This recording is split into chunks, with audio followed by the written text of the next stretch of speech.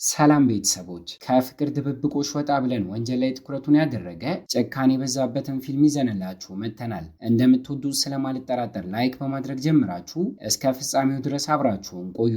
እይታችንን ስንጀምር ዕድሜው ጎልማሳ የሆነ አንድ ሰው ከከተማ ወጣ ወዳለውና በጫካ ወደ ተከበበው ሆቴሉ ጉዞውን ሲያደርግ በማሳየት ነው። ሰውየውም ስሙ ዮናስ ሲሆን ዕቃዎችን ገዝቶ እየተመለሰ እያለ ታዳጊ ሕፃንን የያዘች አንዲት ሴት መኪናዋ ጭቃ ይዞባት ቆማ ሲመለከት የብዙ ዓመት ልምዱን በመጠቀም በቀላሉ መኪናውንም ሲያወጣላትና በመጣችበት እንድትመለስ ይሄ መንገድ ወደ ከተማ እንደማይወስዳት በመናገር አመስግናው ተለያይተው ጉዟቸውን ሲቀጥሉ ይታያል። ጥቂት ደቂቃ ቆይቶ ሆቴሉ ሲደርስ ግን በሩ ላይ ቆማ እየጠበቀችው ያገኛት ሲሆን ለጥቂት ቀናት ክፍልን ለመከራየት እንደፈለገችም ስታሳውቀው ከዚህ ቀደም በብዛት ግን እዚህ ሆቴል ውስጥ ክፍልን የሚይዙ ሰዎች እሱን የሚያውቁት አሊያም ከስተመሮች ስለነበሩ አዲስ በመሆኗ ሲገረምና ሕፃን በመያዟና የመሸ በመሆኑ ግን ፍቃድን ሰጥቷት ሲያከራያት ተተዋውቀው እቃዎቿን ካስገባች በኋላ ጥቂት ደቂቃ ቆይታ ዘፈን ስለምትወድ ሆቴሉ ጭር በማለቱ ለስለስ ያለ ሙዚቃ እንዲከፍት ስትጠይቀው ጎልማሳ የሚባልና የድሮ ሰው በመሆኑ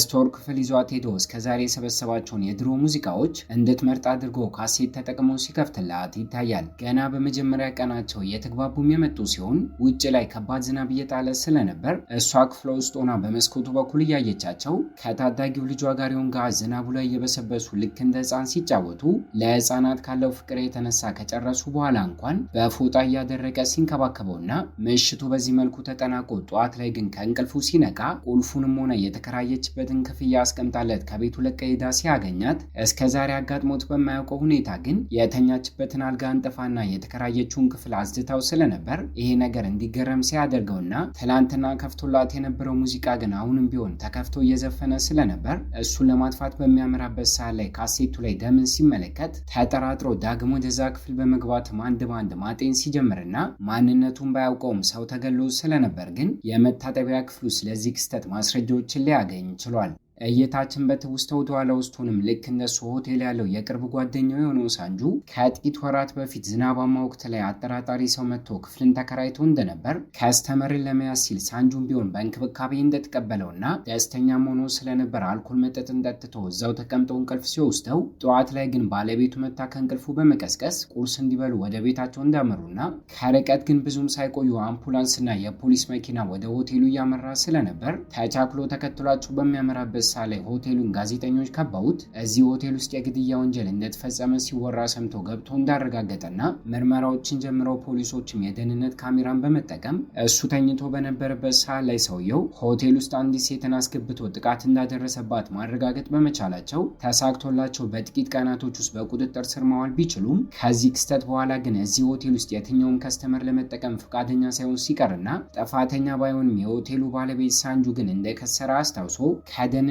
ካሜራዎች ሰንጋ ወደ ሆቴሉ የመጣችበት ቀን ላይ አጠራጣሪ የሆነ ነገርን በሻንጣ ስታስገባ መመልከት ቢችልም የሳንግጁን ዕጣ ፋንታ እንዳይደርሰው ሲል ግን ባላወቀ ሲሆንና ፖሊስ ጋር ደውሎ ጉዳዩን ሪፖርት ከማድረግ ይልቅ የሙዚቃ ማጫወቻ ዲስኩን ጨምሮ ማስረጃዎቹን በሙሉ አቃጥሎ ሲያስወግድ ይታያል። በመቀጠል እይታችን ከድፍን አንድ ዓመት በኋላ ወደፊት ይወስደንና ሆቴል ውስጥ ተፈጥሮ የነበረው ነገር ሳይታወቅበት ዮንሃ ሪፖርት ባለማድረጉ ጸጸት እንኳን ሳይዘው ደስተኛ ሆኖ አዳዲስ ደንበኞችን አፍርቶ ህይወቱን ሲቀጥል የሚታይ ሲሆን አንድ ቀን ላይ ግን በድጋሚ ሰንጋ በቀይ መኪና እሱ ጋር ስትመጣና ገና ሲያት ከዚህ ቀደም የተፈጠረውን ነገር አስታውሶ ቢደነግጥም እንዳላስታወሳት ማስመሰሉን ግን ሲቀጥል እሷን ብትሆን ሆቴል ክፍል ለመያዝ ፈልጋ እንደሆነ ስትነግረውና እየዋሻት ግን ለጊዜው ሁሉም ክፍል በሰው እንደተያዘ በመናገር ከቦታው ለቃ እንድትሄድ ለማድረግ ቢሞክርም በአጋጣሚ ግን ሴት ልጁ ዊሳን መታ ስለነበር እሷ ከአባቷ ጋር እንደምትቆይ የእሷን ክፍል እንድትይዝ ሀሳብ ስታቀርብና ሳይሳካለት ቀርቶ ዮንሃ ባይፈልግም ሆቴሉን ግን እንድትከራይ ሊያደርጋት ችሏል።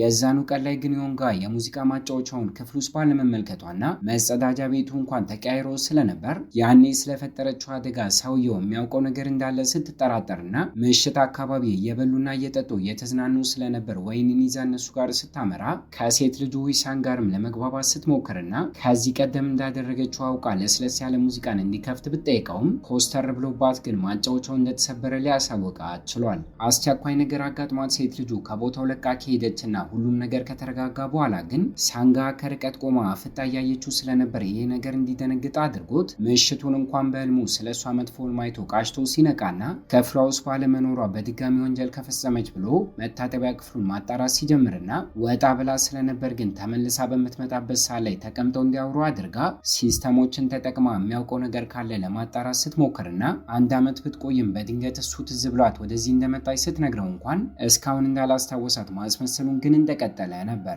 ከጥቂት ሰዓታት በኋላ ግን ራሱን መሬቱ ላይ ወድቆ ሲያገኘው እየበላው የነበረው ፓስታ ውስጥ መድኃኒት እንደጨመረችበትም ሲገባውና ከአጠገቡ ባትኖርም ከፖሊሶች ከዚህ በላይ ሊደብቅ እንደማይችል ስለገባው እየቻኮለ ፖሊስ ጣቢያ ቢያመራም ጉዳዩን ሪፖርት ከማድረጉ በፊት ኪስ ውስጥ ግን ተቀምጦ የነበረው የሴት ልጁ ፎቶ ላይ ተከቦበት በመመልከቱ ሀሳቡን በመቀየር እሷን እንዳትጎዳት ፈርቶ ቤቱ ሲመለስ ይታያል። ደህንነቷን ለማረጋገጥ የምትሰራበት ቦታ ጉዞውን አድርጎ ከሴት ልጁ ጋር ቆሞ እያወሩ እያለ ከርቀት ግን ሳንጋን ስታልፍ ተመልክተው ስለነበር ተከታትሎ ሊያስቆማት ሲሞክር መኪና እንኳን ሊገጨው ሲደርስና ሆቴሉ ተመልሶ ከተገናኙ በኋላ ግን ሁለቱም ስለ ግድያውም ሆነ ስለ ትላንቱ ክስተት ሳያወሩበት ሲቀሩ ይታያል። ከቀጣዩ ቀን ጀምሮ ታዲያ ዮና የማትኖርበትን ሰዓት እየጠበቀ ክፍሏን ገብቶ መበርበሩን ሲቀጥል ትኩረቷን ኮምፒውተሩ ላይ ስታደርግ አስተውሎም ስለነበር በድብቅ ሲሰርቃትና ጥገና ቦታ ይዞት በመሄድ ይለፍ ቃሉን ለማስከፈት ቢሞክርም ሳይሳካለት ቀርተው ሲመለስና ሰንጋ ጭራሹን ሚስቱ ከመሞቷ በፊት ስላቸው የነበሩትን ስዕሎች በሙሉ የመዋኛ ገንዳ ውስጥ ጥላቸው በአዲስ ቀይራ ስትጠብቀውና ይሄም ነገር ብቸኛ ማስታወሻው በመሆኑ ተናዶባት ውሃ ውስጥ ደፍቆ ሊጎዳት ቢሞክርም ድፍረቱን ሳያገኝ ቀርቶ ግን ሳይገላት ሲቀርና ሰንጋ የምትሆን ልክ እንደ ቤቱ ባለቤት እያደረጋት ከዚህ በኋላ ለብዙ ቀናት ያክል እዚህ መቆየቷ እንደማይቀር ተናግራ ከክፍሏ ሰርቆ የነበረውን ኮምፒውተሯን ስትቀበለውና ተስፋ ሳይቆርጥ ግን ተቀምጠው እየበሉ ማውራታቸውን ቀጥለው ከድፍን 1 ዓመት በፊት እዚህ ስትመጣ ከአንድ ታዳጊ ሕፃን ጋር እንደነበር ከቦታው ለቆ ሲሄድ ግን ሕፃኑ አብራት ባለመኖሩ ምን እንዳደረገችው ቢጠይቃትም ምላሽን ሳትሰጠው ጥያቄውን በጥያቄ በመመለስ ግን ማስረጃዎቹን እንዴት እንዳጠፋ እየጠየቀችው ለፖሊስ ጉዳዩን ሪፖርት ባለማድረጉ እሱም ቢሆን በወንጀሉ ላይ እጁ እንዳለበት ስትነግረውና ለጊዜው ባይስማማላትም ሆቴሉ ለእሷ እንዲሸጥላት ግን ስታስፈራራው ይታያል። ትኩረቷን ባሰጠውም ያላስተዋለችው ነገር ግን ንግግራቸውን በሙሉ ሪከርድ እያደረገ ስለነበር ምክንያትን እንኳን ሳይሰጣት እየቻኮለ ከቤቱ ለቆ ሲወጣና ተጠራጥራው እሷን ብትሆን መከታተሏን ሲቀጥል ከጥቂት ደቂቃዎች በኋላም የፖሊስ ጣቢያ በር ላይ ሲደርስ ተመልክታ ከፊት ለፊቱ ገብታበት የመኪና አደጋ እንዲያጋጠመው ስታደርግና ሕክምና ቦታ ሲገባ ጠብቃ ሪከርድ ያደረገውን ነገር ስትሰርቀው ይታያል። ከድፍን 1 ሳምንት በኋላ ከሆስፒታሉ ለቆ ቢወጣም ሆቴል ውስጥ ግን እየጠበቀችው ሲያገኛትና እስከ ዛሬ ሚስጥሯን ጠብቆ እንደቆየላት ከዚህ ቦታ ለቃ ለመሄድ ከተስማማች እስከሚሞት ድረስ ሚስጥር አድርጎ እንደሚይዝላት ቢነግራትም ከከተማ ወጣ በማለቱና ሆቴሉ ሰላምን ስለሚሰጣት ግን ከቦታው ለቃ ለመሄድ ፈቃደኛ ባለመሆኗ ለቀጣዮቹ ጥቂት ቀናቶች ያክል ሆቴሉን ለቆ ትቶላት በመውጣት ስልክ ቁጥሩን እንኳን ስለማታውቀው ሳትደውልለት እዚሁ ብቻዋን መኖሯን ስትቀጥል ሆቴል ውስጥ ክፍልን ለመያዝ የሚፈልጉ ሰዎችን ግን ከውጭ ሆኖ እያስተናገደ ስለነበር ፈቃድ ስለሌላት ተንኮል ተጠቅሞ እሷ የምቆይበትን ክፍል እንኳን አከራይቶት እንድትወጣ ሲያደርጋት ይሄ ነገር ቢያናድዳትም ስቶር ክፍል ውስጥ ግን መቆየቷን ስቀጥልና ሰፈር ውስጥ የሚገኙ ሃይስኩል ተማሪዎችን እየላከ ዮና ግን ሰላሟን እስክታጣ ድረስ ሲበጠብጣት ይታያል። ስልክ ቁጥሩን አፈላልጋ በማግኘት ሁሉም ነገር የእሱ ቅድ እንደሆነ ካወቀች በኋላ ግን ሰፈር ውስጥ የሚገኝ አንድ ፖሊስን ቁንጅናዋን ተጠቅማ አጥምዳው ጾታዊ ትንኮሳዎችን በማድረግና በማስፈራራት እያሰቃያት እንደሆነ ሪፖርት አድርጋበት ስለነበር ሳይፈልግ ወደ ሆቴሉ ተመልሶ ሲመጣና ፖሊሱ ኪምን ቢሆን ማስረጃዎችን ለማግኘት ጥቂት ቀናትን እዚህ ሆቴል ውስጥ ለመቆየት በማቀዱ 1 ሳምንት እንኳን ሳይቆይ በፍቅሩ ብድ እንዳለችለት በማስመሰል ትኩረቷን ሰጥታው እንዲመሰጥባትና እንዲወዳት ስታደርገው ይታያል። ምሽት አካባቢ ግን ዮና ክፍል ውስጥ ገብታ ፖሊሱ እንደሰለቻትና ከእሱ ጋር እዚሁ እንድትቆይ ስትጠይቀው እብድ በማለት ጠርቷት ግን እንድትወጣለት እየጠየቃት ስለነበር ኮስተር ብላበት ባህሪዋ በድንገት ተቀያይሮ እብድ ስትባል እንደማትወስድ ስትነግረውና ሆቴሉ ካሁን በኋላ የእሷ እንደሆነ አምኖ መቀበል እንዳለበት ተናግራ ከዚህ ቀደም ስለጎዳችው ሕፃን ታሪኩን ማወቅ ትፈልጋለች እያለችው ያለ ሳታስበው አንቆና ገፍትሮ አልጋው ላይ ከጣላት በኋላ ትቷት ከክፍሉ ሲወጣና ፖሊሱ ኪመተው ስለነበር ግን ዮና በመስኮቱ በኩል እያያቸው እሱ ክፍል ውስጥ አሪፍ ጊዜን ሲያሳልፉ ሲመለከትና ከቦታው ለቆ ለመሄድ ቢወስንም የገዛ ቤቱና የገዛ አልጋው ላይ ይህንን ማድረጋቸው ግን አናዶት ከክፍል ለቃችሁ ውጡ በማለት ጥቃት ሊያደርስባቸው ሲደርስና ፖሊሱ ግን በቁጥጥር ስር አውሎት ፖሊስ ጣቢያ ሲወስደው ይታያል። ከሰዓታት በኋላ ሁሉም ነገር ተረጋግቶ ኪም ወደ ሆቴሉ ሲመለስ ግን እሷ የምታርፍበት ክፍል ባዶ ሆኖና ውስጥ ላይ ተቀምጦ የነበረውን ቦርሳ ሲከፍተው ከዚህ ቀደም ወንጀሏን ስትናዘዝ ዮንጋ የቀደሙን በማግኘቱ አዳምጦት ነብሰ ገዳይ እንደሆነች ትክክለኛ ማንነቷን አውቆባት ፈጥኖ ማስረጃዎቹን እንደያዘ ዝናብ እየበሰበሰ ጉዞውን ቢጀምርም ከፊት ለፊቱ ግን በመኪና ሳያስበው ስትመጣበት ይታያል። እይታችን በመቀጠል ወደ ቀጣዩ ቀን ወደፊት ይወስድንና ወላጅ አባቷ ያዘጋጀው የስዕል ጋላሪ ላይ ስትታደም ከዚህ ቀደም እሷ ስላልካለት የነበረውን ስዕል ባለማስቀመጡ ግን ተናዳ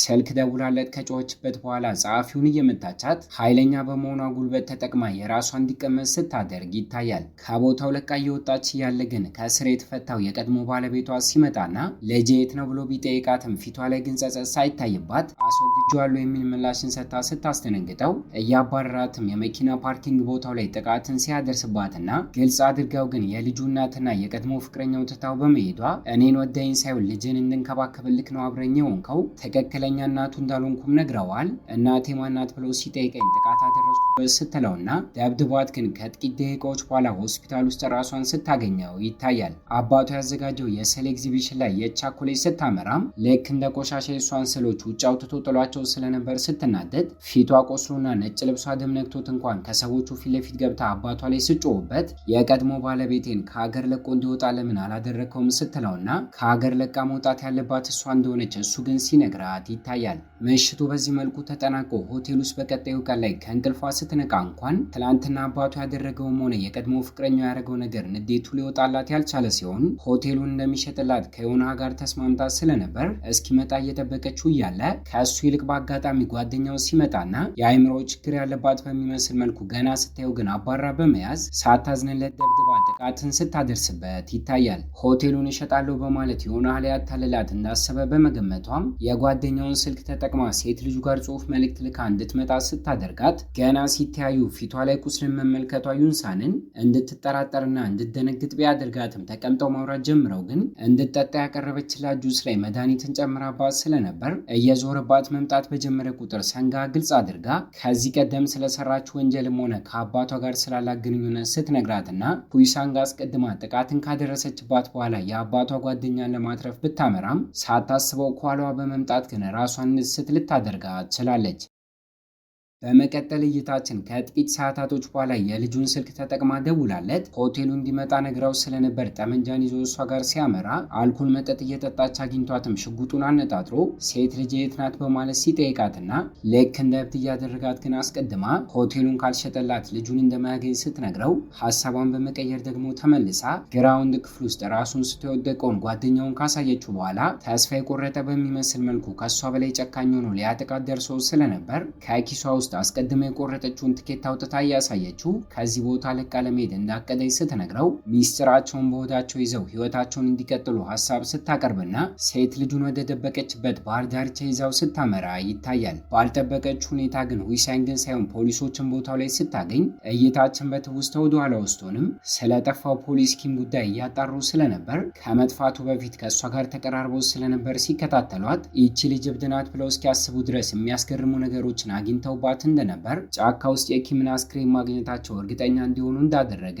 ሆቴሉ እንዲመጣ ለዮና ከደወለችለት በኋላ እንኳን ከፖሊሶቹ ጋር አውርቶ ወጥመዶችን አዘጋጅቶላት እንደሆነ ስንረዳና ከትውስታችን ተመልሰን አሁን ላይ በቁጥጥር ስር ሲያውሏት ይታያል። ሁሉም ነገር በማብቃቱ ዮና ሴት ልጁን አግኝቶ ሰላም ቢሰማውም ከ3 ቀናቶች በኋላ ግን የሰንጋ አባት ከመጠን በላይ ሀብታምና ታዋቂ በመሆኑ ሲስተሞችን ተጠቅሞ እንድትለቀቅ ሲያደርጋት ከሀገር ለመውጣት በማቀዷ በድጋሚ ከመያዟ በፊት ፓስፖርቷን ለመውሰድ እየቻኮለች ወደ ሆቴሉ ጉዟን ብታደርግም ሳታስበው ግን የቀድሞ ባለቤቷ ከኋላዋ ሲመጣባትና ከእስር ቤት አባቷ እንድትፈታ ያደረገው አስቦላት ሳይሆን ስሙ እንዳይጠፋና ከዚህ በላይ ችግርን እንዳትፈጥር እንድትወገድ ለማድረግ በመሆኑ እንደላከው ሲያሳወቃት ስላላመነችውም አባቷ ጋር ደውላ ይህን ነገር ግልጽ አድርጋ ስትጠይቀው አዎ ከማለት ይልቅ ዝምታን ሲመርጥና እነሱ ያሉበት ክፍል ውስጥ ዮንጋ በአጋጣሚ መጥቶ ስለነበር ግን ሁለታችንም አብረን እንሞታለን በማለት ለቀድሞ ባለቤቷ ማስረጃዎችን በማጥፋት ረድቷት እንደነበር በልጁ ሞት ጉዳይ እጁ እንዳለበት ስታሳውቀውና